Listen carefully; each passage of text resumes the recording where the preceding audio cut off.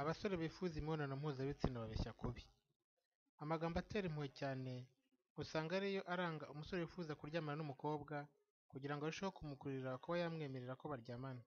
Muri kamere yabo, abakobwa bagira impuhwe cyane, bityo bikaba bifasha umusore cyangwa umugabo gukabya agahinda kugira ngo agere ku byo yifuza. Ibi byanabaye ku musore umwe tutavuze amazina w'imyaka 19, yabashije kwemeza umukobwa w'inshuti ye ko amasohoro ye rwose nta ntanga nzima zibamo kuko ari umunywi w'itabi, kandi itabi rikaba ryica intanga.